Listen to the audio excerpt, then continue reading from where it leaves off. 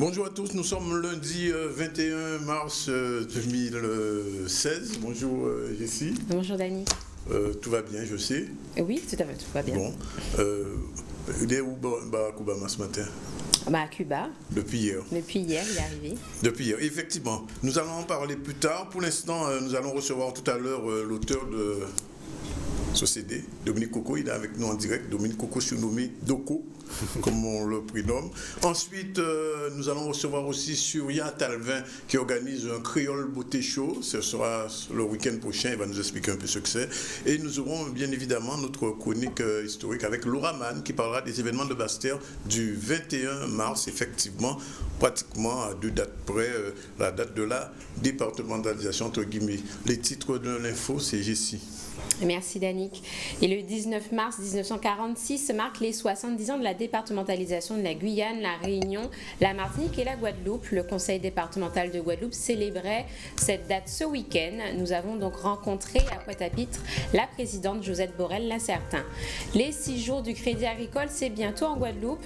Pour annoncer cet événement sportif, le Crédit Agricole Guadeloupe organisait vendredi aux Abîmes une conférence de presse pour cette 30e édition. Et Jean-Pierre Pascoutrin est décédé ce week-end, figure emblématique de la communauté antillaise dans l'Hexagone. Il est mort à 57 ans suite aux complications d'une maladie grave. Plusieurs grandes personnalités lui ont rendu hommage. Voilà, bien, merci Jessie. Je signale que les négociations devraient avoir lieu aujourd'hui, en tout cas entre la direction de Canal Antilles et les grévistes de l'UGTG. Vous avez dû le remarquer pendant le week-end, les chaînes entre guillemets locales étaient off. C'est sûrement un petit problème technique qu'ils ont eu avec les grévistes, j'imagine. En tout cas, ça a repris puisque nous sommes là avec vous en direct ce midi et nous espérons que ces négociations aboutiront enfin, puisque ça fait déjà pratiquement une vingtaine de jours que l'UTT-UGTG est en grève pour protester contre le licenciement d'une salariée qui depuis 17 ans est dans cette entreprise de Canal Antilles. Voilà, c'est dit. Premier mot à Dominique Coco, bonjour. Bonjour. Alors, je vais vous demander de nous expliquer, Dominique Coco, le titre. Bien sûr, tout le monde a dû vous poser la question. Dans la calebasse de mon île, qu'est-ce que ça signifie? C'est un titre que j'ai extrait du Caïdon Retour au pays natal d'Aimé Césaire. Donc le lien est là, donc Retour au pays natal, parce que je trouvais que par rapport à l'autre album, L'Esprit Cascode, qui est un album complètement ouvert, beaucoup plus engagé, musicalement il y avait un retour au pays. Sur cet album. Dans la calebasse de mon île, c'est-à-dire c'est là que je vis. Comme je dis, c'est là où je vis et ce que je vis. Ça peut être aussi interprété, je trouve que c'est mon album aussi le plus intimiste. Encore une fois, en comparaison au précédent projet L'Esprit Cascode, qui est un album beaucoup plus engagé. Là, c'est un album plus personnel, où je parle de la naissance de mes filles, je parle de ma grand-mère. Donc il y a des sujets comme ça abordés où en fait, l'île peut être représentée aussi par ma personne, quoi. Donc il y a un petit peu différentes facettes, différentes façons d'aborder dans la calebasse de mon île. Et puis c'est une façon merveilleuse de dire au pays, quoi. Appointer un grand poète, donc voilà. Ouais, dans Calebasse. Alors, effectivement, c'est un album, je l'ai trouvé très très différent de ce qui avait été fait avant. L'Esprit Cascode date déjà d'au moins 4 ans, c'est ça? Plus, 7 ans. 7 ans déjà? 7 ans, hein, c'était 2008 L'Esprit Cascode. 2008, finalement, on l'a tellement entendu, Zanmio, tellement régulièrement qu'on a l'impression qu'il est encore d'actualité. Effectivement, il y a comme une rupture, mais c'est toujours quand même l'esprit, l'esprit Dominique Coco. Oui. C'est-à-dire que souvent on me dit mais pourquoi autant de temps? Je dis bon, c'est bien déjà qu'on fait un projet, un album. Il y a tourné les concerts qui se suivent, il faut compter au moins 2 ans, 2-3 ans de concerts. Et puis ça permet aussi de s'éloigner un petit peu en fait du précédent projet pour pouvoir essayer d'amener autre chose, même s'il y a toujours un fil conducteur, parce que c'est toujours moi, donc le lien, l'esprit caco est toujours présent, même si effectivement l'album se veut différent du précédent. Et ce qu'on retrouve dans l'album aussi, qu'on retrouve un petit peu dans Cascode, c'est des petites, on va dire des inserts, Rouka, de VI, etc. J'adore. C'est un hommage rendu comme ça au pays, au pays, parce que c'est le titre même du projet Dans la calebasse de mon île. C'est aussi le titre éponyme, par exemple, dans le titre éponyme sous cet album Dans la calebasse de mon île. À travers ce titre, je dis aux gens combien je suis en fait avec eux dans le pays en fait. Donc je me vois à l'image du maçon, du peintre en bâtiment, des maîtres métallistes scolaires, des petits jeunes, enfin bon voilà quoi. Donc ça doit forcément avoir aussi des bruits. Du pays, voilà quoi, pour moi c'est logique. Voilà, donc si on pouvait même y mettre des odeurs, c'est magnifique. Ça aurait été bien, et puis, et bien sûr, il y a quand même la Guémon Caïmo, c'est encore un rappel. Dans l'autre album, il y avait Titine, j'aime bien faire ça, des petits emprunts, voilà quoi. C'est aussi l'explication en fait, c'est faire des emprunts à la tradition et mettre ça à une autre source quoi. Donc là, c'est un emprunt entre autres à Serge Geoffroy, j'avais jamais eu l'occasion, je suis souvent sur Conquête, tu vois, c'est vrai que un feeling particulier avec Conquête. Là, il y a eu ce petit clin d'œil sous ce titre-là à Serge Geoffroy. Alors, on dit que vous êtes inspiré aussi de faits qui se sont passés, qu'on a connus dans la Guadeloupe. Quels faits exactement? Oh, il y en a plusieurs. Donc, je pense que ne serait-ce qu'à travers le premier extrait de l'album, comme je dis, l'inspiration de cette chanson est un événement assez dramatique en fait, sous lequel je ne veux pas trop m'étendre. Je pense que aussi bien dans le texte que dans la musique, que dans l'image, je pense que j'ai mis des éléments pour permettre aux gens un petit peu de... Voilà quoi, donc je pense aussi c'est bien de susciter aussi voilà quoi, l'oreille des gens pour qu'ils fassent attention. Voilà quoi, mais c'est clair qu'il y a eu quand même, durant ces 7 ans, comme je dis, il y a des événements heureux dans cet album, comme la naissance de mes filles, mais il y a des événements aussi forcément tristes, quoi, parce que bon, la vie est ainsi faite, quoi. Et donc, je reviens un petit peu à ce qui fait la force de l'album. Il est très acoustique quelquefois aussi. Déjà joué, ça donc musique, c'est bon avec des musiciens, donc j'ai collaboré avec pas mal de musiciens en fait sur ce projet. Et effectivement, la plupart des titres sont joués, quoi. Donc on fonctionne toujours. Même si on passe par une phase de programmation pour certains titres, mais on revient toujours à l'instrument, aux musiciens, voire même sur certaines chansons, c'est carrément voilà, quoi, joué totalement en live, quoi. Oui, c'est ce qu'on remarque. Je suis pour une musicalité dans un projet, ça c'est clair et net. Alors, sur scène, ça se passe bien à ce niveau-là, ce style? Oui, de toute façon, j'ai mon groupe avec lequel je tourne depuis un certain temps déjà. C'était juste par exemple comme bon... non, là, c'est notre percu, c'est Valérie Antiope. Entre-temps, le groupe a évolué. Effectivement, ça en 2002, au tout début de la formation. Disons, la première version du Caco Band, c'est effectivement, on retrouve Didier juste à la percussion. Mais entre-temps, là, je travaille avec Valérie Antiope. Il y a Stevie Land, un jeune batteur guadeloupéen, Willy Jean, Jonathan Jurillon, piano, Kevin Torres, un guitariste martiniquais, Lydia Barlagne, voilà, qui est toujours là, et Mimi Nelzi au cœur. Non, j'ai un bon groupe. De toute façon, moi, je suis un artiste avant tout de scène. Donc je pense que même dans la création musicale, je me projette déjà en live. Les morceaux sont composés un peu très à la façon live, quoi. Oui. Alors, moi, je voulais savoir s'il va falloir encore attendre 6-7 ans avant le prochain album. Déjà, on va siroter celui-là. Oui. Parce qu'en fait, il faut savoir que ça fait même pas un mois que c'est sorti. C'est sorti le 26 février. Oui. Donc là, on découvre que le premier extrait Zonzon. Mais le but d'un album, pour moi, c'est important que, voilà, quoi, que les gens... Le plus bon compliment, c'est quand les gens me disent, on met l'album et nous pas arriver à voter dans la voiture. Là. Donc, voilà, il faut que toutes les chansons soient belles, soient dans un univers différent, que les gens n'aient pas l'impression d'entendre à chaque fois la même chose qui se répète. Et puis, ça demande beaucoup, un album. Alors, on va s'écarter un tout petit peu de l'album, mais on va y revenir. Comment un artiste comme vous s'intègre dans la société guadeloupéenne? Parce que souvent, j'entends des gens dire c'est artiste en musique mais il n'y a pas en Guadeloupe. Alors, mais justement, ça veut dire que moi je vis, je vis ici, et comme j'ai parlé de la chanson éponyme de l'album, pour dire combien je vis avec les gens, avec l'ouvrier, avec l'intellectuel, avec le syndicaliste, je ressens le même problème, je vis aussi les mêmes soucis qu'eux. Non, je pense que l'artiste même est très symbolique de tout, et une sorte aussi de témoin en fait, témoin de ce qui se passe dans la société. Oui. On n'est pas souvent on attend peut-être de nous qu'on apporte des idées, mais je pense que c'est pas mon rôle. Hein. Je pense que celui qui dit que bon, votez pour moi, élisez-moi et je vais résoudre votre problème, voilà quoi. C'est-à-dire que c'est pas le rôle de l'artiste, quoi. On a plus un rôle d'observateur et je pense que l'artiste est bien présent en Guadeloupe, quoi.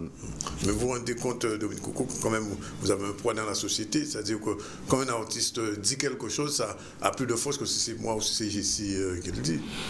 Entre autres, hein, je pense que tous les personnages publics, hein, je pense que la voix de M. Zadgounis doit compter aussi, ces personnages dans notre domaine public. Donc c'est clair qu'on a tous un rôle à jouer. Voilà quoi. Hein.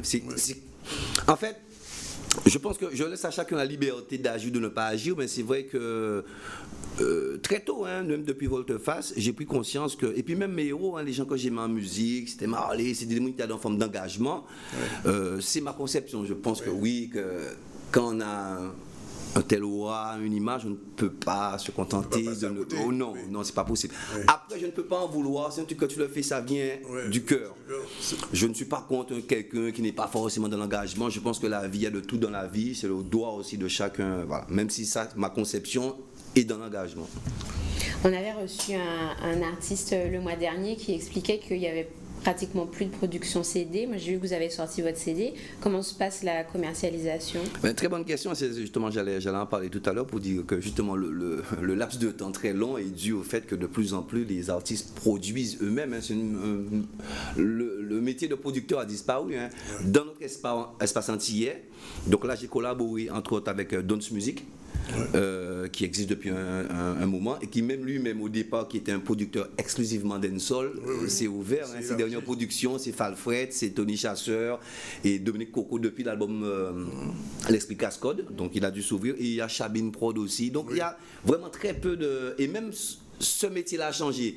Ils sont obligés aussi maintenant de devenir organisateurs de spectacles. Alors qu'avant, il y avait l'organisateur, le distributeur, le producteur. Maintenant, je pense que tout ça est englobé et l'artiste produit de plus en plus ses projets, quoi. Donc, et signe après un contrat de licence, on va dire pour la partie commerciale, justement. C'est-à-dire que je garde la partie artistique, aussi bien la création de la pochette, du contenu de l'album, et je signe pour tout ce qui est commerce avec une maison de disques. Mais la réalité de nos jours est complètement a changé, hein, avec l'avènement de l'informatique, d'internet, hein, les albums se vendent de moins en moins, ça reste une profession très, très difficile, quoi, hein, en fait c'est la passion qui nous guide, hein, ça veut dire que chaque fois on se dit ouais mais j'arrête, mais bon après on se retrouve, on peut pas ne pas faire un album, on se retrouve, et comme je dis, bon moi je vis de ça, donc avant de dire que je ne fais plus, il faudrait que j'envisage de faire autre chose. Donc voilà qu'on fait avec, quoi. Bon, on vous retrouve quand même pas sur les réseaux sociaux, mais sur Internet. Oui, on est obligé. Obligé. On est obligé. Même si effectivement, ça veut dire que la grande partie, je ne suis pas l'artiste le plus téléchargé parce qu'une grande partie de mon public n'est pas, tu vois, ça reste encore les jeunes qui sont vraiment sur le téléchargement, mais il faut y être. Oui. Voilà.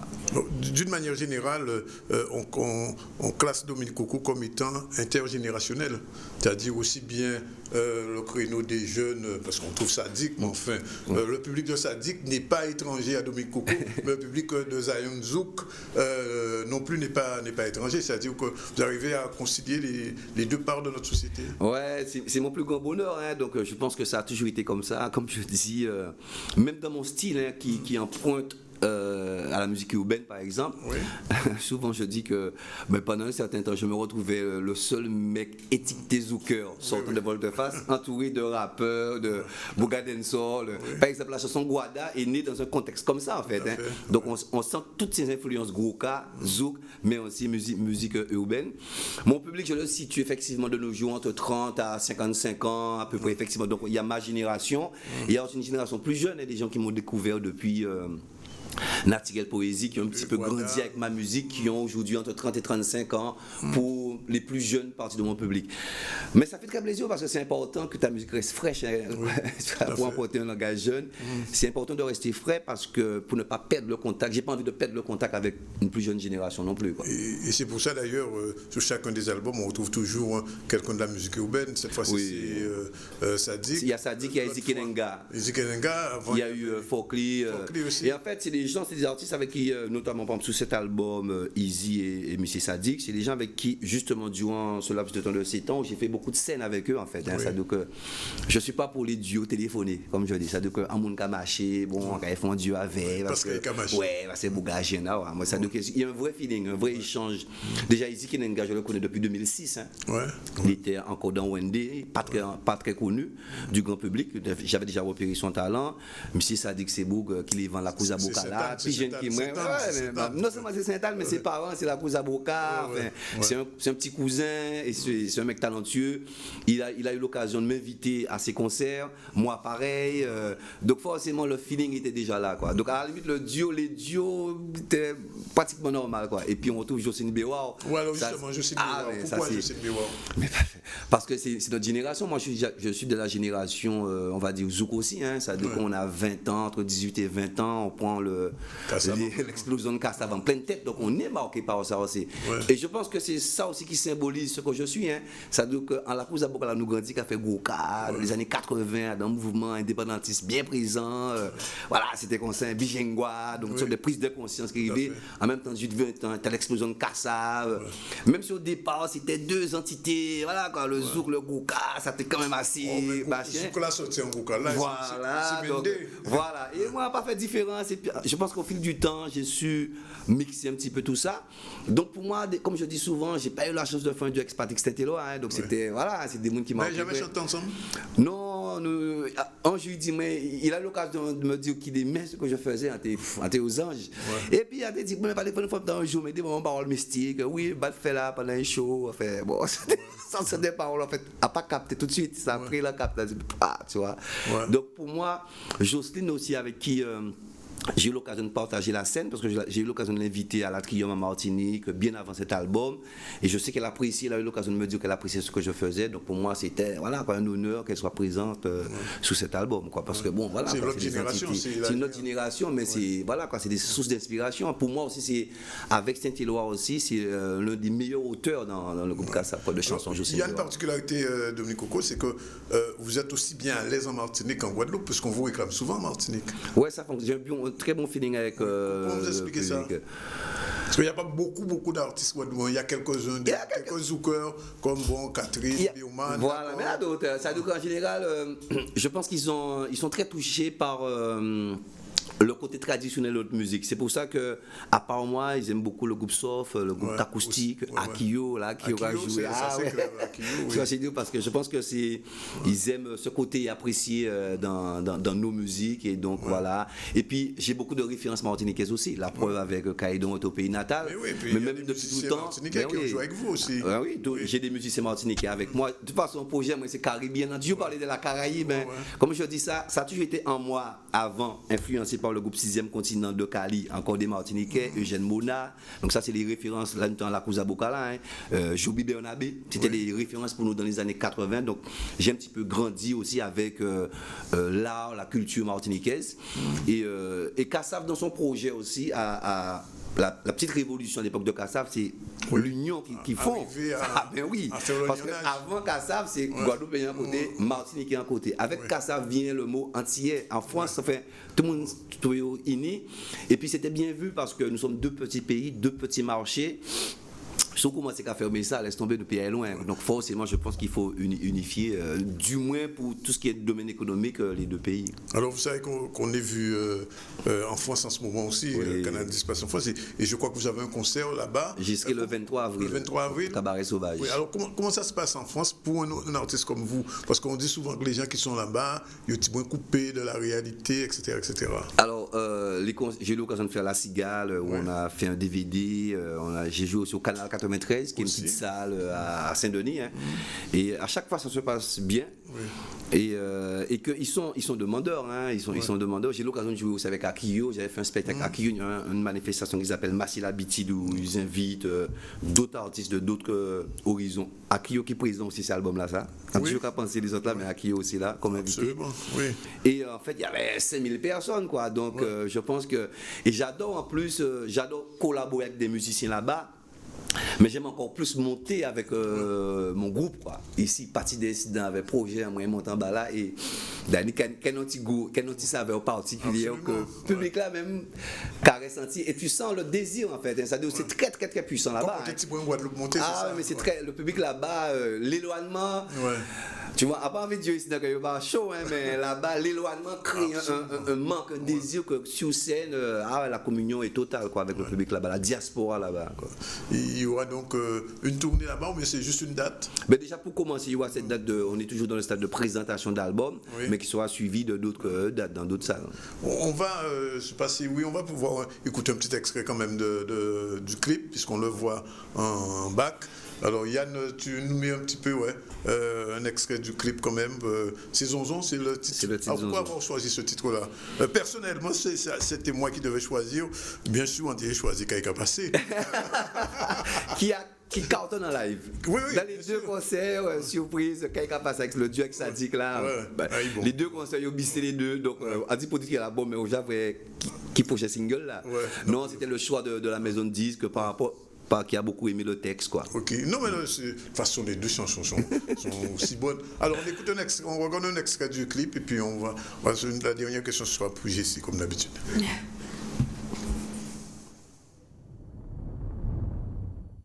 Laguez-moi Caïmo, laguez-moi Caïmo, laguez-moi Caïmo. Maman oh maman, laguez-moi Caïmo. Laguez-moi Caïmo, maman. Mion jouvini et moi la que pour moun pa vle camouflé à dans l'esprit nous essaie on dit la main pas qu'à vivre pas manger pomme quand elle encore tant senti la pluie couler et puis rester vivre caché jusqu'à une poussière même imaginer en livre pas en soulagement ou non moins conscient qui en a dit la vie presque au-delà si moins laguez-moi Caïmo oh ouais laguez-moi Caïmo laguez-moi Caïmo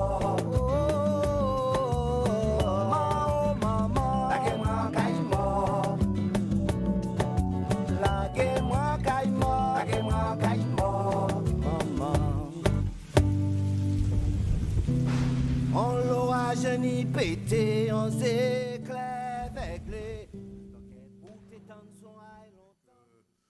cet album, je vous rappelle qu'on ne dit pas copier, acheter. La dernière question, la dernière, Jessie. Moi, je trouve que vous avez quand même une musique quand même très signée Dominique Coco. Est-ce qu'on peut dire qu'il y a une relève? Il n'y aura pas de Dominique Coco. Alors, il y a une porte qui a été ouverte effectivement. Allez, depuis le single Naturel Poésie 98, suivi de l'album Liberté Savane en 99 avec Titi, tout ça. On va du concrétiser par l'album La Cousa Boca en 2003 qui a été vraiment l'album de succès. Et je pense que une brèche est ouverte derrière. Et à l'époque, on me demandait souvent, oui, mais c'est quoi la musique que tu fais? On me pose plus cette question parce que entre-temps, aussi bien M. Sadik, Izzy Kenenga, Victor O, Jenny. Voilà. On s'appelle ce technicien un petit peu là. Et oui, au Chabin là. Il y a encore musique là aussi. Exhaust. Ça donc, Exhaust était déjà présent à l'époque dans son côté DJ. Et donc il y a vraiment Stevie Maï, enfin. Il y a vraiment ce qu'on appelle la nouvelle scène créole en fait. Et donc on va dire relève, oui, et quelle relève quoi, parce qu'il y en a ceux qui ont déjà depuis montré qu'ils ont du talent. Et en fait c'était simplement ça l'idée en fait, c'était d'ouvrir la musique créole en fait, la musique guadeloupéenne qui pour moi ne se limite pas Kogoka, Kalabigine, Kozouk, donc les entités fortes. Il y avait, et comme je dis, tout bien qu'à venir bitin par rapport à bitin, je ne réclame même pas d'avoir inventé quelque chose parce qu'on n'a pas inventé rien, ça déjà là. Surtout j'ai Gracien Bidonnet, enfin, je veux dire, il y avait un truc qui était là, même les premiers Cassables, les tout premiers Saint-Éloi, c'est des choses qui avaient été abandonnées. Je voulais revenir à une chanson créole, aussi bien acoustique, puisant encore dans le Goka. Voilà, c'est-à-dire que le Goka, c'est vrai que sortir comment du code technique Goka moderne, mais amener sur des accords classiques, des accords mineurs, des chansons populaires, sur un rythme de Goka. Donc c'est un petit peu bouleverser les codes et c'est ce que je voulais en fait, pour que la musique respire, quoi, parce que pour moi on était étouffé. Donc c'était ma façon de dire, lâcher une bulle d'air, quoi. Tu vois. Dominique, vous parlez à une convertie parce que c'est une musicienne elle-même. Oh. Saxophoniste. Oui, débutant. Pas qu'on joue, juste une dernière question, Dominique. Il y a quelques années, vous étiez à la Porto Rico, je crois. Oui. Comment ça s'était passé? Super. Ouais. Super. Et parce que là-bas, il y a senti musique en nous. Mais ça veut dire que ma conviction vient aussi des concerts que j'ai eu l'occasion de faire à l'étranger, hein, à Venezuela, Cuba. Et moi, je vois la force de notre musique. Hein. Ça doit à la limite. Dans ces pays-là, quand on arrive, nous, on connaît toujours ce qui se passe. Moi, c'est mon constat. Hein. Ouais. Tous les pays où j'ai été, en tant que Guadeloupéen, je sais déjà ce qui se passe culturellement là-bas. On connaît la musique ailleurs, on connaît certains artistes, mais nous, quand on arrive, on est totalement inconnus. On arrive, nous, quand jouer, et là, nous jouons, nous avons dit, mais pourquoi nous pas venir là plus souvent? Quoi, ça veut dire que même un petit coup de tambour, hein, j'ai eu l'occasion à Porto Rico dans un bar, il y avait un souci technique, donc on pouvait pas, il y avait pas assez de matos pour tout le groupe, nous improviser un coup de tambour, on avait dit que l'aurait des forces à tambour là, et avec ça veut dire que c'est tard. Et je pense que dans ma recherche aussi, je voulais faire un truc qui soit bon, à moi en tant que bon Dominique Coco, mais aussi qui soit à la Guadeloupe, c'est-à-dire que quel que soit l'endroit où je vais jouer, pour moi je dois avoir peur. Festival, j'arrive, je suis Guadeloupéen, la musique que je fais c'est une musique de la Guadeloupe, fais ton reggae, ok, on fait something, pap, fait tard, mais mis-en-nous, badao. Ça doit sentir une sorte de confiance dans ça. Voilà. Ok, Dominique Coco, merci en tout cas d'être venu. Raoudi, Mimi, Soti, Jean-Baptiste, partout. Partout. En Guadeloupe, en Martinique, en France aussi. Merci. À la FLAC sûrement. Bien, bonne chance. C'est moi, merci de l'invitation. Toujours dans la calebasse. Toujours. De notre île. Voilà, il est 13h, c'est l'heure de la pub. On se retrouve tout à l'heure avec la suite du ZCL et avec nos invités.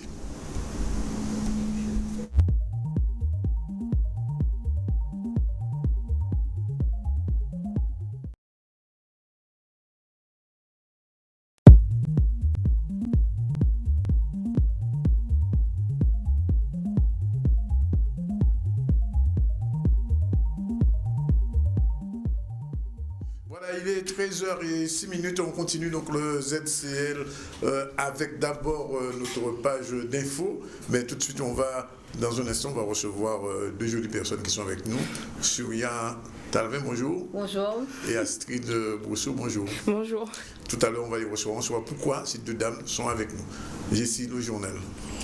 Et le 19 mars 1946, 4 colonies françaises devenaient départements français. Considéré à l'époque comme une évolution, le rapport sur l'égalité réelle proposé la semaine dernière par le député Victorin Lurel reflète peut-être l'inachèvement de cette départementalisation. Il était important malgré tout de célébrer cette date qui, selon la présidente du conseil départemental de Guadeloupe, Josette Borel-Lincertin, n'était pas l'aboutissement, mais bien le commencement d'une longue relation entre la France et ses anciennes colonies. Samedi dernier, le conseil départemental organisait un happening pictural en musique. La relation intergénérationnelle, c'est le thème qui a été choisi donc par l'artiste Pac-Man sur le mur du dispensaire de Beauperthuis à Pointe-à-Pitre. Reportage d'Harold Luce et Maxime Morel. Rappelons que le 19 mars 1946, après quand même d'âpres discussions, des interventions musclées, des amendements pour 3 articles, les vieilles colonies que sont la Réunion, la Martinique, la Guyane et la Guadeloupe sont devenues départements français.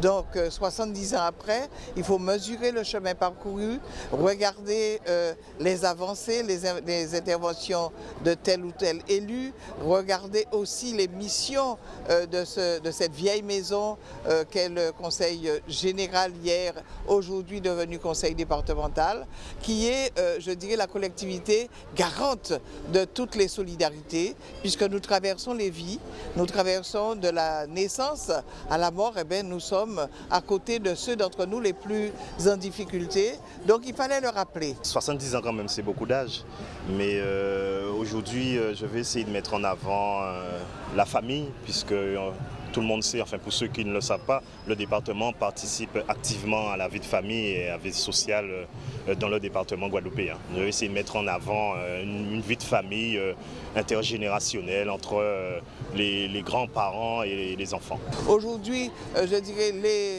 les informations que je voulais porter, la commémoration que je voulais faire aujourd'hui samedi, c'était l'affaire à Pointe-à-Pitre, parce que rappelons que là aussi nous avons une information, une pédagogie à faire passer auprès de nos compatriotes, dire qu'il y a de l'égalité qu'on avait voulu à l'époque à vraiment l'égalité réelle, puisque nous parlons aujourd'hui d'égalité réelle avec le rapport de Victorin Lurel, pour dire le chemin reste quand même un peu, reste quand même très long.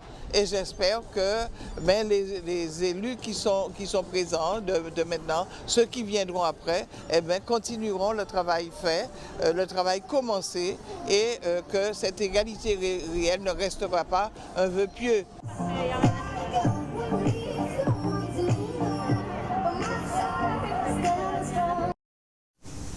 Et Jean-Pierre Passé-Coutrin nous a quittés dans la nuit du 18 au 19 mars à l'âge de 57 ans. Il était atteint d'un cancer diagnostiqué en décembre 2015. Originaire du Moule, il était arrivé en France par le biais du Bumidum, conseiller municipal de Sarcelles et responsable du Cromvo. Son implication dans le monde associatif et son combat pour les ultramarins a fait de lui l'une des figures antillaises les plus connues dans l'Hexagone. Le ministre de l'Outre-mer Georges-Paul Langevin, l'artiste Ronnie Théophile et le président du Cifordom, José Pantoscrope, ont témoigné suite à son décès à Paris. Reportage de notre correspondant sur place, Maurice Cessé. Ah oui, c'est vrai que moi aussi j'ai appris ça et ça m'a fait beaucoup de peine. J'étais passée le voir à l'hôpital la semaine dernière et bon, j'étais passée vraiment par rapport à la première fois tranquillement, puisqu'il avait eu une opération qu'on pouvait considérer comme bénigne. Et là, quand je suis passée, on a vu qu'il était très très mal, quoi. Donc, ça me fait beaucoup de peine parce que c'était un militant que je connaissais depuis très longtemps, un élu vraiment qui s'investissait dans sa tâche, qui était toujours présent dans les manifestations associatives, qui était de bonne humeur, qui était sportif. Enfin, je me dis que c'est vraiment triste qu'il soit parti si tôt. J'ai appris hier au soir, puisque j'ai reçu un SMS, bonjour à tous d'ailleurs, un SMS hier au soir pour me prévenir. D'abord, on n'y croit pas, et parce que bon, je sais qu'il y avait des choses qui se préparaient, et mais ma foi, c'est quelqu'un avec qui j'ai travaillé sur un festival qu'il avait mis sur place. Nous avons pu travailler ensemble et je le croisais assez souvent dans le monde, surtout quand il y avait des manifestations comme celle-là, hein, les foire du livre, enfin plutôt le salon du livre, la foire de Paris, des choses comme ça, donc surtout présent sur tous je dirais les mouvements culturels qu'il puisse y avoir, qu'il puisse se faire à Paris, il était toujours présent. Et c'était quelqu'un qui me paraissait assez dynamique, assez en avant de ça, avec une volonté de vouloir mettre en avant l'outre-mer, particulièrement la Guadeloupe, ça je vais le dire, et c'est quand même une perte pour nous. De toute façon, toutes les pertes sont importantes, quelle que soit une personne qui soit connue ou pas, mais c'est encore quelqu'un qui nous laisse, et ma foi, on ne peut que s'incliner devant la volonté de celui qui nous guide, devant la volonté du Tout-Puissant. Hein. On accepte ou pas, mais c'est comme ça. Écoutez, j'ai appris cette triste nouvelle en arrivant ce matin au salon, et c'est vrai que ça a été une annonce très dure. Jean-Pierre était, je parle même avec émotion, Jean-Pierre était un ami de très longue date. Nous nous connaissions depuis 30-40 ans. En fait, nous avons milité ensemble, nous avons mené de très nombreux combats. Et la tristesse est d'autant plus réelle et vive, c'est qu'on a de moins en moins de jeunes qui mènent des combats dans les partis politiques. Mais écoutez, l'explication, est-ce qu'on aura l'explication? Il y a eu plusieurs tentatives pour pouvoir parler des billets d'avion. On nous en a parlé on nous a rabâché ça pendant quelques temps. Certains probablement ont eu des idées, mais avoir les idées c'est une chose, mais après faire plier les institutions pour que nous puissions avoir un billet, faire une navette chez nous comme on le souhaiterait de part et d'autre, parce que bon, on va dans d'autres régions de France, les gens peuvent aller facilement chez eux. Aujourd'hui, nous sommes un nombre d'Antillais qui resteront ici en France métropolitaine, mais qui aimeraient partir très souvent. Parce que poser sa valise, dire qu'on est installé, mais retourner aux sources régulièrement, c'est le plus grand souhait de tous. Tenant compte effectivement des prix des billets, c'est vrai qu'aujourd'hui on réfléchit à savoir est-ce qu'on choisit de repartir chez soi ou d'aller dans un coin de la France, passer quelques jours de vacances pour se ressourcer un peu, se retrouver bien. Mais c'est vrai qu'on nous parle d'égalité réelle régulièrement, mais j'aurais voulu qu'un jour cette égalité réelle fonctionne. RIP, donc JPP comme on dit. Et tout de suite, il est 13h13 après ce moment de tristesse. On va essayer d'oublier ce moment en recevant deux charmantes personnes, Tania Surya Talvin, bonjour. Oui, bonjour. Et Astrid Brousseau, bonjour. Bonjour. Alors, je vous ai fait venir parce que vous organisez Beauté Créole Show, c'est bien ça? Exactement. Alors, qu'est-ce que c'est ce Beauté Créole Show? Beauté Créole Show, dans un premier temps, il faut savoir que la désignation en fait, de l'événement, ça provient de l'Institut Beauté Créole qui se trouve au Moule, que je suis la gérante. Donc le Beauté Créole Show, c'est un concept en fait qui est fort économiquement parlant et socialement. Pourquoi? Puisque ce sont des femmes qu'on a sélectionnées de tous les jours en fait. Donc, comment vous les sélectionnez? En fait justement le critère, c'est quand même le critère qui n'est pas obligé par rapport à tout ce qui est Miss Monde ou Miss. Donc c'est pas une Miss Monde, Miss Beauté, non c'est pas ça. Exactement, c'est vraiment pour casser les codes par rapport à ça. Donc c'est des femmes de tous les jours, des femmes mariées, qui ont une vie de famille, qui ont oublié en fait qu'est-ce qu'une femme en elle-même pour elle. Donc en fait elles ont oublié de se mettre en valeur vis-à-vis de ça et elles sont submergées par la vie en elles-mêmes. D'accord. Donc justement, les femmes qui sont sélectionnées, il y a un travail qui est effectué sur elles en fait en amont sur 4 semaines environ pour cette année. Où elles sont préparées au niveau de l'esthétique pour ma part, au niveau de la coiffure avec la bulle de coiffure et nature au moule, au niveau du coaching avec VL Mode, avec Madame Belmal, et habillée avec différents commerçants du moule et autres, notamment Variance et d'autres boutiques comme Flamengo. Et vous êtes venu donc avec Astrid Brousseau. Voilà. Comment expliquer sa présence?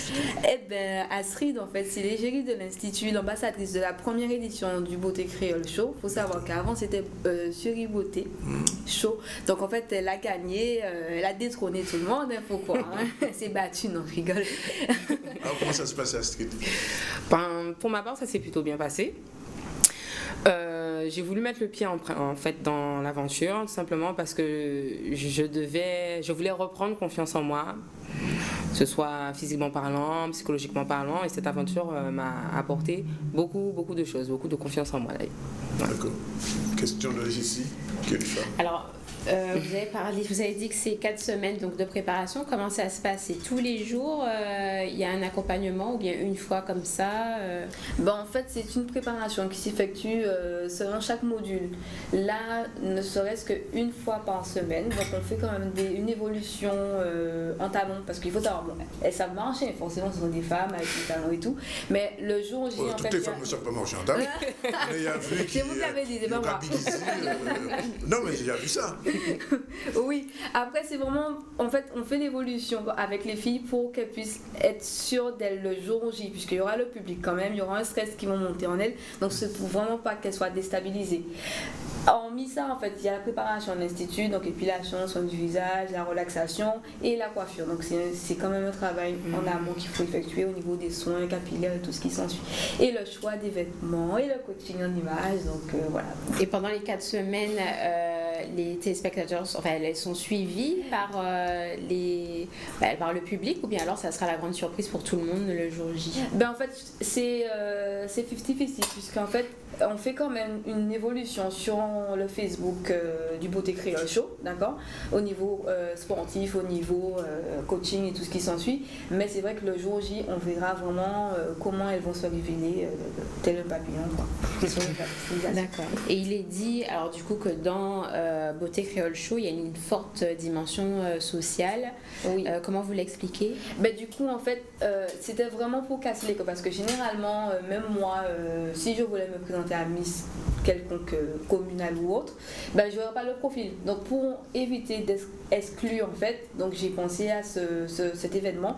Et d'autre part, en fait, à la base, c'était vraiment pour justement avoir une interactivité avec les commerçants du moule, puisque je me suis installée depuis maintenant 2 ans et demi. Donc la première année, c'était par rapport à ça, puisque tout autour, il y aura des artisans quand même.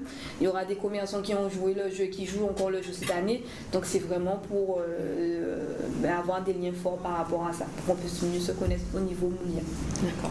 Alors ça se passe le dimanche 3 avril sur la place de la Liberté. Alors comment ça va s'organiser avec les demandeurs? Je vais revenir vers Aski tout à l'heure.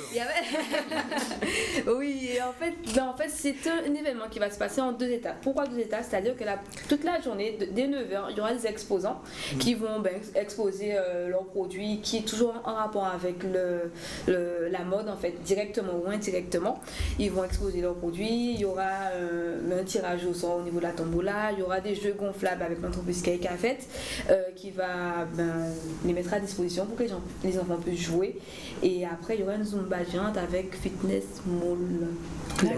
C'est-à-dire que le village que vous installez le matin, enfin c'est le matin, ça commence? Voilà, toute la journée, de 9h jusqu'à 17h, et après on balance avec... Les femmes pourront venir trouver... Les femmes et les hommes, voyons. Les hommes aussi, je demande. Les enfants aussi, les enfants aussi. Non, je me posais la question à savoir si des femmes pourraient venir trouver des choses qui sont plus féminines que masculines, peut-être. Oui, après c'est vrai qu'il y aura vraiment tout ce qui est accessoires, sacs, vêtements, il y aura un atelier maquillage aussi. Bien sûr.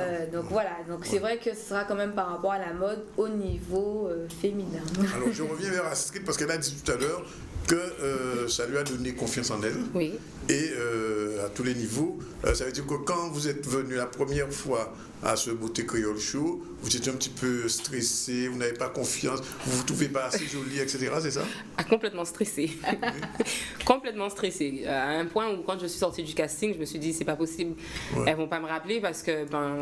parce qu'il y a eu un casting. Oui, voilà. Il y a eu un casting en amont. Oui. Et une sélection. Oui. Et pas avec des critères stricts, bien sûr. De préparation, nous parlons ici. Qu'est-ce qui se passe? Vous sentez l'évolution, quand vous prenez plus confiance, quand vous marchez comme un mannequin, etc. Comme un mannequin.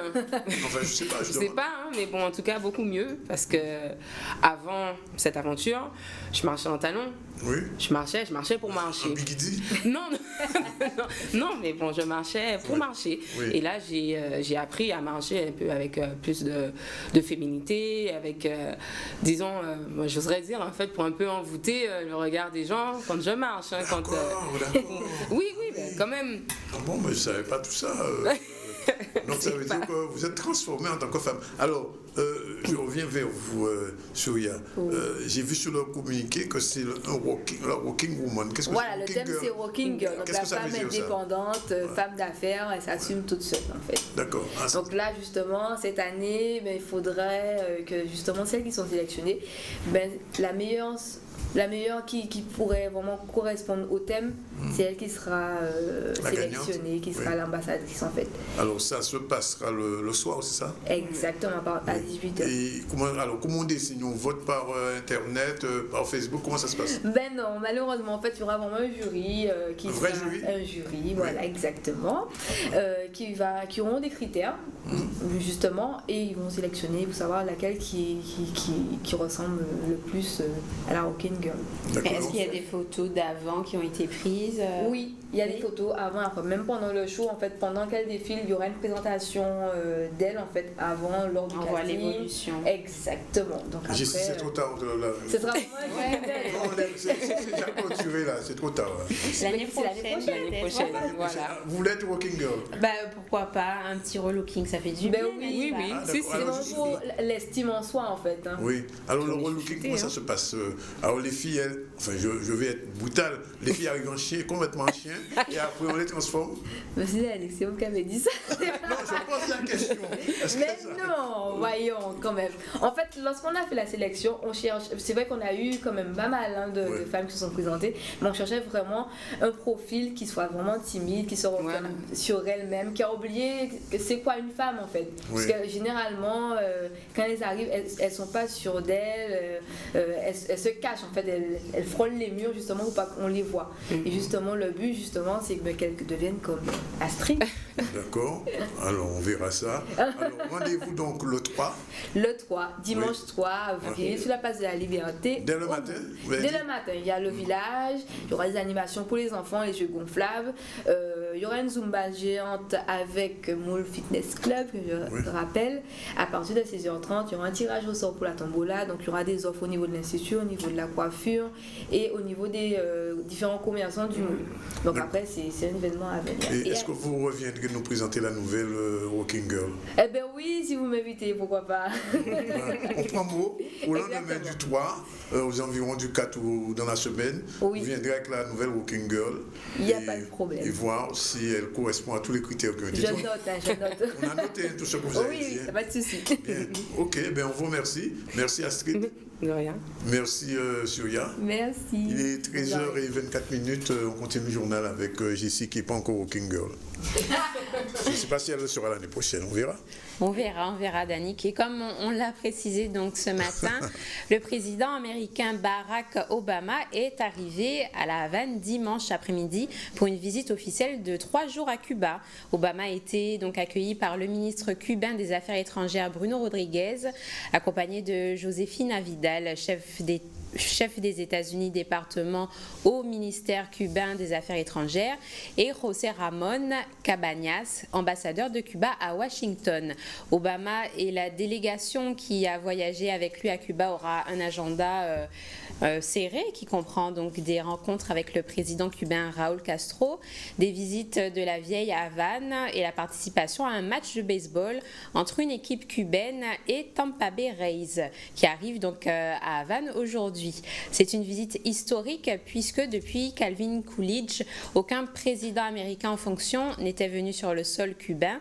Il y a de ça 88 ans. Cette visite de 3 jours est une étape importante pour améliorer les liens entre les deux pays et se rapprocher de l'objectif ultime de la normalisation des relations. Et justement, à cette occasion, nous avons rencontré donc l'association de solidarité avec Cuba, les Amis de Cuba, créée en 1998. Et donc, situé à Petit-Bourg, nous avons rencontré le président Gaston Gontour qui a réagi suite à la présence de Barack Obama à Cuba. Reportage tout de suite de Jeff Taylor. L'association elle a été créée en 1998 suite à la participation de 26 Guadeloupéennes et Guadeloupéens à ce qui s'appelle à Cuba des brigades de travail volontaire et de solidarité dans un cadre latino-américain et caribéen.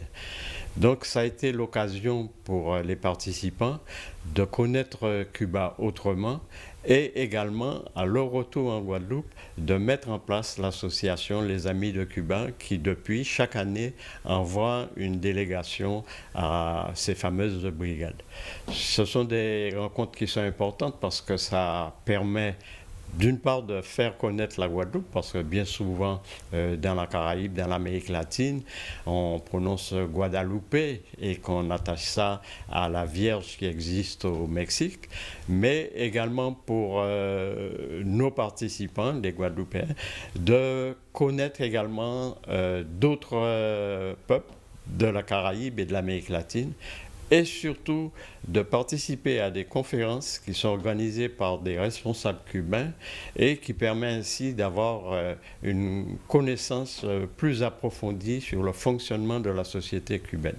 C'est un enrichissement puisque à leur retour, pas mal de brigadistes ressentent la nécessité pour ceux qui ont appris l'espagnol de se remettre à l'espagnol ou de participer également à d'autres brigades.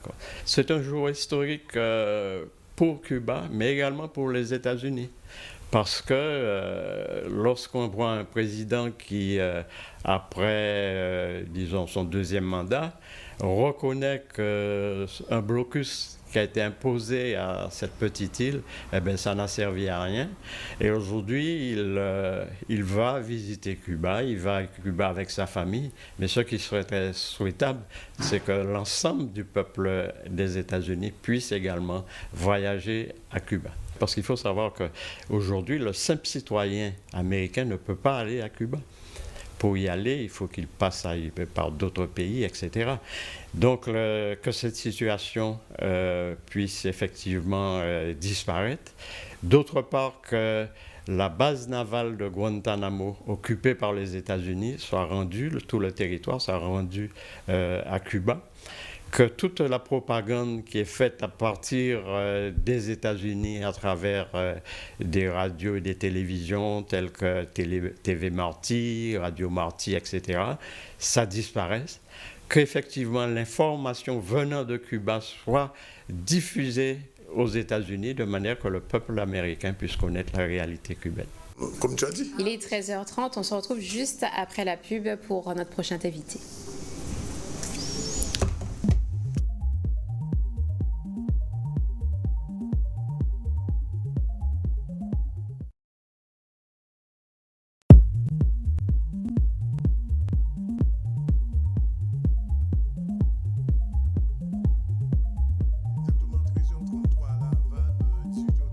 Paris et à Miami, il est aussi 13h33, comme en Guadeloupe. C'est à vous pour la suite du journal.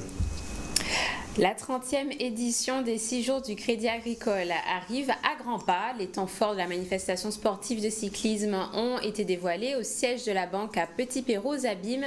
Cette compétition sous le parrainage de Laura Flessel se déroulera sur 2 week-ends, du 1er au 3 avril et du 8 au 10 avril. Reportage tout de suite d'Olivier Moradel. Depuis la création des 6 jours, j'ai toujours participé, mais comme je suis dans le milieu du cyclisme, donc c'est comme ça que ça c'est parti. Et là, je ne vais jamais oublier le coup de fil du feu président Faustin le matin à mon bureau, qui appelait M. Feu Chipotel, qui était mon chef de service, et il nous annonce que les 6 jours du loto, c'est mort. Il n'y aura plus de 6 jours du loto. Je lui dis, mais pourquoi on ne peut pas faire 6 jours du Crédit Agricole comme si les 6 jours du loto? Parce que cette compétition-là, c'est une compétition qui se fait toujours en préparation de l'année. Les coureurs sont au début de saison. Donc, c'est pour ça qu'on a eu un peu mal à la tête quand on a su par M. Faustin que ça n'allait pas se faire. Alors, on a travaillé sur cette idée et c'est comme ça que nous avons démarré les 6 jours qui jusqu'à aujourd'hui continuent. Les innovations, ça va être une grande fête. Là, il y a les 6 jours, il y a les coureurs. Bon, ça, les coureurs, il y a une réglementation. Nous le faisons avec certes la fédération de cyclisme, mais il y aura également la foire agricole. Et puis cette année, nous renouons avec Marie-Galante, puisque Marie-Galante fait partie du territoire et nous disons que nous sommes la banque du territoire de la Guadeloupe. Donc nous n'allons pas oublier Marie-Galante et nous ferons en sorte qu'il y ait une étape à Marie-Galante.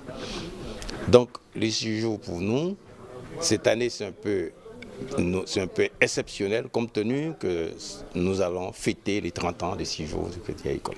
Je crois qu'ils l'ont démontré depuis 30 ans et encore aujourd'hui. Le Crédit Agricole, c'est vrai, c'est un partenaire fort pour le cyclisme guadeloupéen. Je crois que dans un premier temps, il faut noter aussi qu'il y a un contre-la-montre qui retourne à Pointe-à-Pitre. Et puis après, nous avons aussi une tournée à Marie-Galante, une journée à Marie-Galante, ce qui démontre que le Crédit Agricole pense aussi au développement économique de Marie-Galante. C'est important pour l'île. Et puis après, on retourne en Guadeloupe avec 2 étapes, un samedi, 2 étapes en ligne, 80 km le matin, à peu près 90 l'après-midi. Voilà le changement qu'il y a pour cette année au Crédit Agricole, aux 6 jours du Crédit Agricole. Effectivement, là, on l'a dit tout à l'heure, hein, la surprise, c'est Boris Karen qui vient avec son club pour participer à cette belle compétition qu'est le Crédit Agricole. J'espère qu'ils seront affûtés, qu'ils nous donneront du plaisir, qu'ils feront vibrer la Guadeloupe à travers cette compétition. Voilà, il est 13h35 à Basse-Terre, justement, où nous allons tout de suite, puisque samedi dernier, il y avait à la MECA, vendredi, samedi dernier, à la MECA, et dans les rues de Basse-Terre se déroulait le 49e anniversaire des événements de 67. Alors ces événements, vous le savez, sont divisés en deux parties, puisque tout a commencé à Basse-Terre, et c'est précisément ce qui va susciter la chronique de Laura Mann. Bonjour Laura. Bonjour. Alors, on parle souvent de mai 67, mais on oublie un peu mars 67. Pourquoi mars 67? Qu'est-ce qui se passe à Basse-Terre en mars 67? Alors, c'est vrai que la dernière fois, nous avons présenté les événements de mai 67 par la fin, puisque nous avions évoqué le procès des 18 patriotes, des indépendantistes qui ont été rendus coupables de la tuerie de 87 Guadeloupéens. Les gens savent que la période de mai constitue une date charnière de l'histoire contemporaine de la Guadeloupe, mais ne relient pas forcément cela à la révolte populaire qui a eu lieu à Basse-Terre pendant 3 jours. Alors, quel était le contexte de cette révolte de Basse-Terre de mars 67 ? Alors le contexte plus général des années 60, c'est celui de la décolonisation. 66, la Guadeloupe est touchée par le cyclone Inès et peine à se relever. Et fait noir dans les cases, clairement en fait c'est la misère et les prolétaires réclament un salaire digne. Et le contexte de l'époque est aussi celui qui oppose deux thèses. Une thèse départementaliste, oui, et une thèse autonomiste, en fait, qui est soutenue par les communistes. Alors, samedi, on a fêté le 70e anniversaire de la départementalisation, et clairement, 67, on est 21 ans après la loi de 46, et c'est un échec. Alors, Paul Valentino, qui avait été le principal pourfendeur de l'assimilation totale à l'époque, s'est rallié en fait depuis à la thèse départementaliste, tout simplement parce que ça a été un résistant, et il s'est rallié en fait à De Gaulle, à l'Union pour la Nouvelle République, en fait, qui est départementaliste et qui s'oppose au Parti communiste guadeloupéen. Alors il y a donc des élections à cette époque. Et ces élections ne sont pas favorables aux communistes, hein, c'est bien cela, en mars 67, un peu avant. Alors, c'est assez particulier. Effectivement, il y a des élections législatives les 5 et 12 mars 1967. Alors, Valentino de l'UNR est élu, et Gésip Ibéné également. Il reste une troisième circonscription, en fait, et là c'est quelque part une balle de match, puisque c'est la couleur politique du territoire en fait qui se joue. Ouais. Alors, il y a Gertie Archimède d'un côté. Voilà, Gertie Archimède qui va être battue par Albertine Baclé, qui est de Marie-Galante. Ouais. Voilà. Et cette élection-là se fait sous un contexte, on peut dire, de fraude à l'époque. Voilà, ça rappelle quelque part les événements en fait, de Marie-Galante. Du 19e siècle. Voilà, exactement. Alors, donc, qu'est-ce qui se passe? Quel est l'élément déclencheur à Basse-Terre? Qu'est-ce qui se passe réellement? Voilà. Alors, au lendemain de ces élections législatives, rien ne laissait présager une révolte populaire. Alors, l'élément déclencheur en fait, de cette révolte, c'est l'arrogance d'un Européen qui s'appelle S. Ernski, qui est propriétaire du magasin Sans Pareil et qui en a marre de voir devant son enseigne un noir, clouteur, ferreur de chaussures, qui est de surcroît en fait infirme, donc il ne veut pas le voir. Alors, Essanski, blanc, commet l'impensable. Un matin, le lundi 20 mars 1967, vers 9h. C'est ça, quoi. Voilà, c'est ça. Donc, il arrive Et il lance son chien, un berger allemand, contre Balzinc. Il ordonne à ce chien, dis bonjour au nègre. Ouais. Alors on m'a donné une autre version, on dit, va embrasser le nègre, ton frère. Enfin bon, bref, c'est le même esprit. Hein. Oui, c'est le même esprit, voilà, c'est éminemment raciste. On est d'accord là-dessus. Ce qui se passe, c'est que le public est outré. Les gens se massent devant le magasin. Voilà, les policiers accourent et Elsanski injurie la population et ces policiers noirs qui sont dépositaires de l'autorité. Donc ils sont injuriés assez copieusement, rien n'y fait. En fait, on ne part pas avec lui au commissariat. Donc la population complètement insatisfaite se met à saccager le magasin. Les voitures sont retournées. Et donc voilà, c'est l'escalade. Ouais. À Basse-Terre, ce jour-là, Basse-Terre est pratiquement en ébullition, on peut le dire comme ça. Exactement, Basse-Terre est en ébullition et donc voilà, il y a à peu près 1 million de personnes qui assistent à tout ça sous le coup Nolivos. Oui. Et il y a des affrontements très clairement entre les manifestants et les forces de l'ordre. Alors il faut dire, j'ai lu ça, vous avez dû le lire aussi, que le magasin est complètement démonté, ravagé, saccagé. Voilà, ça c'est la journée du lundi. Oui. Alors le lendemain, mardi 21 mars 67. Il y a 49 ans. Voilà, il y a 49 ans. Le magasin sans pareil est incendié. Oui. Alors, qu'est-ce qui se passe? Le préfet de l'époque, Pierre Bolotte, appelle au calme. Il essaye de rassurer comme il peut la population en disant que l'acte commis sera condamné, que Elsanski en fait sera poursuivi.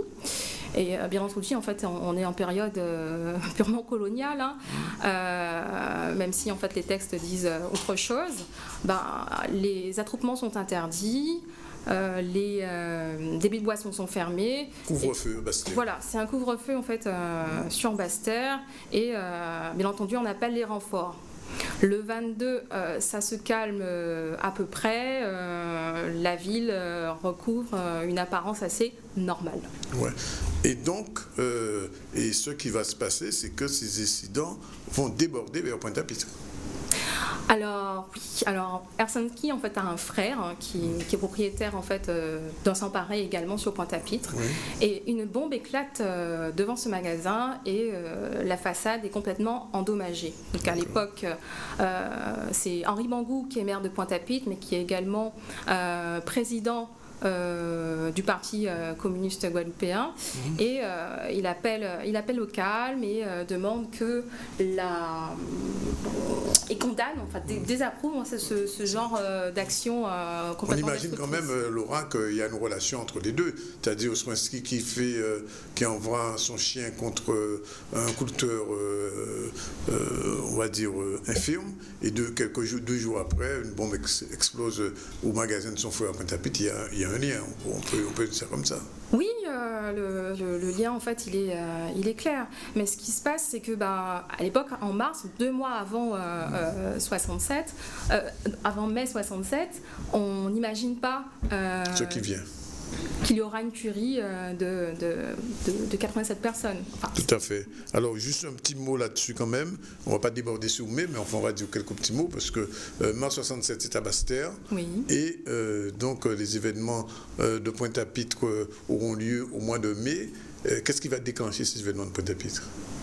Ce qui se passe, c'est que dès le mois de mars, il y a un climat qui est répressif. On appelle en renfort d'autres forces de l'ordre. En fait, il y a des képis rouges qui sont déjà en place. Oui. Et très clairement, en fait, ces personnes vont avoir l'ordre de mater tous les agitateurs et toutes les personnes qui prônent l'indépendance. D'accord. Voilà. Et donc ces événements douloureux, Pointe-à-Pitre, c'est le mois de mai, nous aurons peut-être l'occasion d'y revenir. Alors je rappelle, si vous prenez l'émission en cours, que Laura Man nous fait cette chronique historique à partir de cet ouvrage dont vous voyez la couverture derrière, les Antilles et la Guyane en 365 dates. C'est un ouvrage qui est encore disponible, Laura? Tout à fait, qu'on trouve partout. Chez tous les bons libraires. Un prix modique et qui permet d'avoir une petite idée de ce qui s'est passé dans notre pays et en Guyane pendant ce choix que vous avez fait. Et chaque fois, je vous pose toujours la même question, est-ce qu'il y aura une suite? Peut-être bien. Oui, finalement. Il y a matière. Il y a matière. Bien.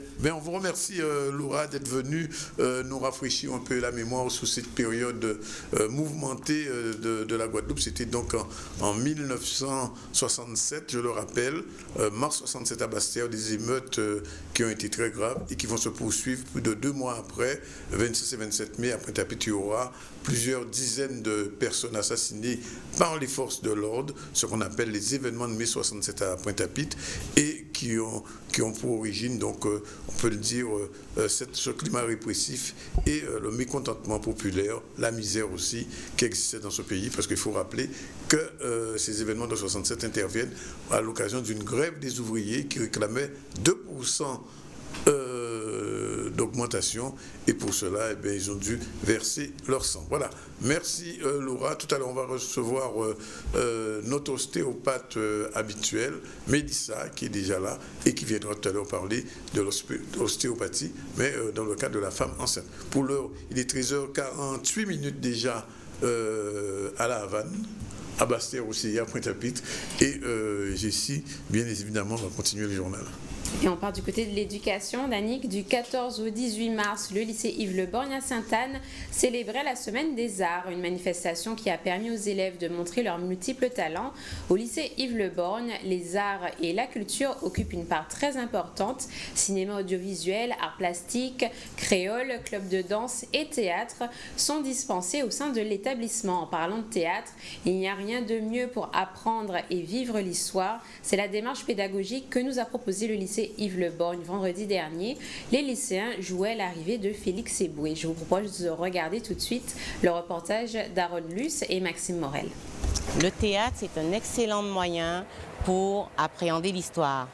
Le texte que vous avez vu de Félix Eboué, c'est un texte que les élèves ont écrit. Ce sont des élèves de Bainbridge à l'origine qui ont écrit ce texte avec des professeurs, dont moi. J'ai écrit une partie du texte.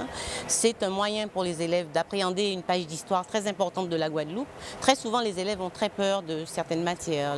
L'histoire, ça peut être l'histoire, les sciences civiques, les mathématiques. Le théâtre, c'est vraiment le moyen pour eux de mettre en scène et surtout d'incarner des personnages.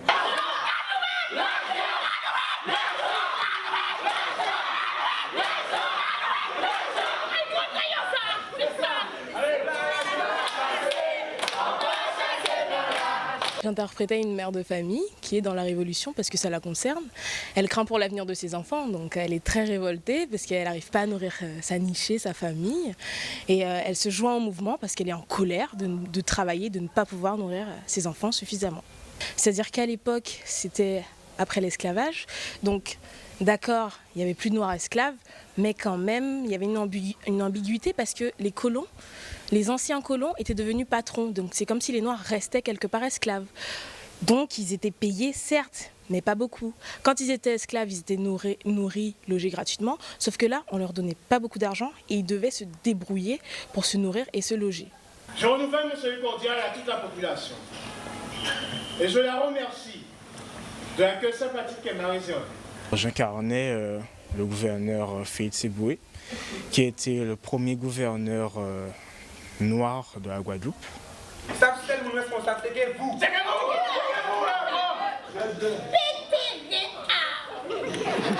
Oui, en partie, ça m'a permis d'apprendre quelque chose justement sur l'histoire de la Guadeloupe, notamment sur Félix Eboué. Je ne savais pas que c'était forcément le premier gouverneur noir. Donc ça m'a été utile en partie, et puis c'est toujours valorisant de représenter des rôles comme ça. C'est vrai qu'à travers le théâtre, on apprend parce qu'il y avait beaucoup d'entre nous, on ne savait même pas qu'il y avait eu un gouverneur noir qui est arrivé, que la statue était à Saint-François, la statue Félix Eboué, on passe dessus, on s'assoit, mais ça n'a pas d'importance, alors que là, ça prend une nouvelle dimension, parce que quand on passe dessus, on se dit, lui, c'est le premier gouverneur noir, et on se sent fier de nos ancêtres noirs qui ont fait des choses, et tout, qu'il faut le dire, qu'il faut le rappeler, qu'on n'est pas des moins que rien, voilà. Donc il faut apprendre son histoire, parce que, comme on dit souvent, si on ne sait pas d'où l'on vient, on ne peut pas avancer. C'est à nous de faire le travail. Ils en avaient peut-être entendu parler vaguement, mais c'est à nous, les enseignants, de leur ouvrir les portes de l'histoire, de leur montrer que l'histoire, ce n'est pas quelque chose de rébarbatif et de difficile, ça peut être quelque chose de très ludique, par le biais du théâtre, par le biais des personnages, par le biais d'une scène qu'ils mettent en place ensemble, et par le biais de la musique et de toute la mise en scène qu'on peut faire autour. Là, ils s'approprient un petit peu Félix Eboué. Je ne dirais pas que c'est leur ami, mais quand même, ils en font quelqu'un d'un petit peu moins effrayant qu'au départ.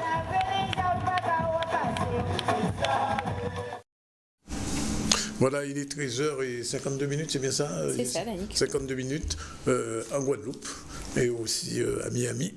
Mais nous revenons en Guadeloupe avec Mélissa, bonjour. Bonjour. Mélissa qui est ostéopathe et qui vient tous les 15 jours nous expliquer un petit peu l'ostéopathie, particulièrement cette fois-ci, on va parler de la femme enceinte et l'ostéopathie. Alors, quelle particularité pour une femme enceinte? Qu'est-ce qui change quand la femme est enceinte? Au début de la grossesse, donc, il y a de nombreuses hormones qui vont intervenir, qui vont être sécrétées par l'ensemble du corps, qui vont donc permettre d'accueillir le nouveau-né. Et donc on va avoir des changements physiques, notamment la prise de poids, une expansion au niveau de l'utérus pour accueillir le fœtus, une prise de volume au niveau des seins également, voilà, qui vont donc permettre d'accueillir le nouveau fœtus. Mais ces changements nécessitent l'intervention de l'ostéopathe? Ces changements peuvent provoquer des tensions, des gènes, des douleurs chez la femme enceinte.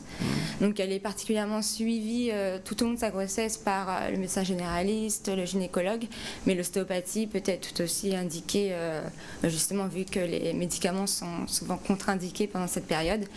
Donc nous on va essayer de la soulager au mieux. En faisant nos manipulations. Justement, quels sont les différents maux qu'une femme enceinte peut présenter? Donc en fait, au cours de la grossesse, on va avoir l'ensemble de la colonne vertébrale qui va se modifier un peu, donc dû à la prise de poids à l'avant, donc par le ventre et par le volume des seins. Donc on va avoir une accentuation des courbes. Donc habituellement, on a une courbure en haut du dos. Et un dos plus creusé en bas du dos, et donc ces deux courbures vont être augmentées lors de la grossesse. Donc ça va créer des tensions aussi bien qui peuvent être cervicales, des dorsalgies, des lombalgies, des maux de tête, constipation, puisque les organes vont être compressés au fur et à mesure que le bébé va grandir dans le ventre en fait. Alors justement, en parlant de lombalgie, apparemment c'est pour ça que les femmes consultent le plus quand elles sont enceintes. Pourquoi? Donc effectivement, c'est l'un des motifs de consultation les plus fréquents, parce qu'au début de la grossesse, on va avoir une hormone qui va être sécrétée qu'on appelle la relaxine, donc qui porte bien son nom. La relaxine. Qu'est-ce que c'est la relaxine? Donc c'est une hormone qui va être sécrétée au début de la grossesse, donc qui va permettre une élongation en fait au niveau des ligaments. Donc on a le bassin. Donc à l'arrière du bassin, on a le sacrum et l'iliaque. Et à ce moment-là, qui normalement est une articulation très stable, et au moment de la grossesse, grâce à cette hormone, on va avoir une laxité ligamentaire qui va permettre donc au bébé de grandir tranquillement à l'avant. Donc ça va basculer le bassin vers l'avant pour permettre au fœtus de se développer tranquillement. Alors, juste une question. Pas bête, mais enfin, on peut la dire qu'elle est bête. C'est moi-même qui le dis. Il n'y a pas de question bête. Il n'y a pas de question bête. Mais si une femme est déjà assez forte, j'ai envie de dire obèse, est-ce que la grossesse va augmenter, bien sûr va augmenter le poids, mais la tension sur les os? Oui. Déjà, une personne obèse a plus de risque de présenter des lombalgies, donc des douleurs au bas du dos. Et la grossesse va augmenter ces douleurs et les lésions qui peuvent être liées à la prise de poids. Mélissa, quel est à ce moment-là le travail que fait l'ostéopathe sur la femme enceinte? C'est-à-dire comment vous agissez, puisque vous n'avez pas de piqûre, vous n'avez pas de crème, rien du tout. Qu'est-ce que vous faites exactement? Donc nous, on va manipuler donc, les zones qui vont être sollicitées au cours de la grossesse, donc à savoir le bassin, l'ensemble de la colonne, les tissus. Donc on va redonner de la mobilité en fait. Voilà. C'est douloureux. Libérer la femme. Ça peut être douloureux? Oui, ça peut être douloureux parce qu'il y a des grossesses qui sont plus difficiles que d'autres, donc ça peut on a tout le système ligamentaire, musculaire qui va être étiré dû à la prise de poids. Donc oui, ça peut être douloureux. Alors, mais pas chez tout le monde. Voilà, encore une question bête, mais pourquoi ne pas attendre que la femme ait accouché, faire ça? Est-ce qu'il faut tout de suite agir pendant encore qu'elle est porte le bébé? Vaut mieux, oui, être préventif, donc consulter avant pour... ça peut même faciliter l'accouchement, donc ça peut être important pour la femme enceinte de consulter avant et pour limiter, parce que déjà une grossesse, c'est pas facile tous les jours. Et du coup, si on peut éliminer certaines douleurs, je pense que ça peut que faire du bien. Et il y a un suivi après l'accouchement aussi?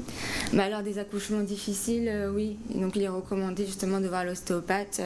Donc s'il y a eu utilisation par exemple de forceps, de ventouses, ou si on a eu un accouchement très douloureux, il est conseillé. Alors il y a une période pour la consultation, ou bien à n'importe quel moment la femme, parce que vous pouvez la faire accoucher pendant que vous faites ça, ça peut arriver. Non, il vaut mieux éviter quand même. Donc généralement on préconise une séance par trimestre. Et la première séance à partir du 3e mois, parce que c'est là que le risque de perte du fœtus est diminué. Et donc les 3 premiers mois sont assez difficiles pour la femme enceinte, donc on préfère attendre cette période. Alors on fait 3 mois, 6 mois? Voilà, 3 mois, 6 mois, 9 mois quand même. 3, 5 mois et 7 mois à peu près. Et après, qu'est-ce qui se passe? Et après, si en cas d'accouchement difficile, la femme enceinte peut revenir nous voir pour voir s'il n'y a pas un souci au niveau du bassin, au niveau du coccyx, de la colonne, ou même au niveau des viscères dans l'ensemble. Il peut y avoir des problèmes digestifs, ou même en cas de césarienne également, on peut intervenir au niveau de la cicatrice. Donc, car il peut y avoir des adhérences, ça peut être douloureux pour la femme, du coup on va travailler là-dessus. Donc le fait de voir un ostéopathe avant l'accouchement, ça ne prévient pas totalement d'un accouchement difficile? Non, ça peut aider, mais après on ne peut pas non plus tout régler malheureusement. Et donc, ce qu'on peut dire aux femmes enceintes qui nous regardent et qui n'ont pas le Zika, ça arrive aussi. Mais oui, ça arrive ici. Oui, c'est vrai. Oui, il y en a quelques-unes d'ailleurs en Guadeloupe. Vite, prenez rendez-vous avec votre ostéopathe médecin là, et puis à ce moment-là, faites ce qu'il faut pour éviter, parce que en fait, si c'est pas traité, quels sont les risques si une femme ne vient pas voir son ostéo et une femme enceinte, bien sûr, il y a des risques pour l'accouchement, pour le bébé? L'accouchement peut être encore plus difficile et voilà, provoquer des douleurs vraiment insupportables. Donc vaut mieux prévenir et puis afin d'éviter justement les accouchements. Alors, on ne va pas anticiper sur le prochain sujet, mais enfin juste un petit mot. On a parlé de la femme enceinte qui vient chez son ostéo, et vous êtes en train de nous laisser penser qu'un bébé peut avoir besoin d'un ostéo aussi. Oui, justement dû à un accouchement pareil, difficile, ou à une mauvaise position au départ dans le ventre de la maman, il peut y avoir des complications. Donc c'est vrai qu'il est important à ce moment-là de venir nous consulter pour voir si on peut faire ou non quelque chose. Voilà, c'était la rubrique ostéo de ce ZCL de ce lundi 21 mars avec Mélissa. On va la retrouver dans une quinzaine de jours. Justement, on parlera ce jour-là du bébé et de son ostéopathie. Quelle est l'info du jour, Jessie, qui ne va pas encore voir son ostéopathe? L'arrivée de Barack Obama à Cuba hier après-midi, donc on va suivre les événements durant 3 jours. Et deuxième info importante, c'est le début des négociations, je crois, entre CanalSat et les grévistes qui, depuis le 2 mars, occupent le devant de l'entreprise. Voilà, c'est terminé aujourd'hui la réalisation. C'était Yann. On vous remercie d'être avec nous et puis on se retrouve bien sûr, comme l'habitude, avec la charmante Jessie demain à partir de 12h30. Et si les gens ont raté, ils veulent savoir ce qui s'est dit? Direction tout de suite www.zcl.tv. C'est le replay de l'émission. Voilà, tout est dit. Salut, bon appétit si vous êtes encore à table et puis à demain.